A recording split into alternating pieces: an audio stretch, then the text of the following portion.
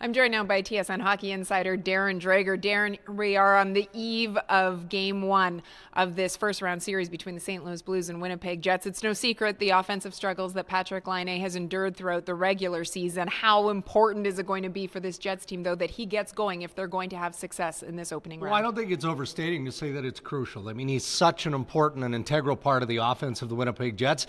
You know, to score one goal in the final 19 games of the regular season, that's not up to his standards. So, you know, he's got to find a way to find that extra gear, and he's committed to doing that. He admits, you know, that his confidence isn't great. You know, he's got to find a way to hit the net. I was talking to him about, you know, studying Jordan Binnington and whether he was weak glove side or blocker side, if he sees any holes in the young goaltender for the St. Louis Blues. And he said, look, you know, based on where my confidence is right now, I just have to find a way to hit the net. But frankly, he's not alone. And I do get the sense that if Laine were to score a goal in game 1, 2, early in the series, he would have a very impactful opening round. But they need the heavy lifters to do that. Mark Scheifele, Blake Wheeler, go down the list. Last season, you were here for the first round of the playoffs against the Minnesota Wild. How different does it feel around this team going into this year's playoff compared to last? I would say it feels different in Winnipeg. There isn't quite the buzz that there was last year. Maybe that was the momentum of the Winnipeg Jets.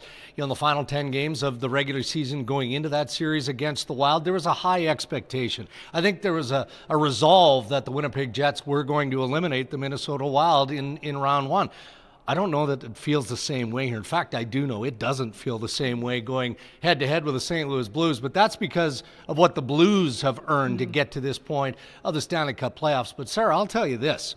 You know, if Winnipeg doesn't find its game, and by that I mean skate the way the Winnipeg Jets can skate, work the way that they can work, out-muscle teams the way they have when they're playing their best, then they're going to struggle against the St. Louis Blues because this team is really deep defensively and they've got a ton of mojo. Yeah, and these two teams have not seen each other since December the 7th, so there's so much change, obviously, that's gone on between the two organizations, in particular, though, the St. Louis Blues since that time. Game 1 happens on Wednesday. For Darren Dreger, I'm Sarah Orlesky here in Winnipeg.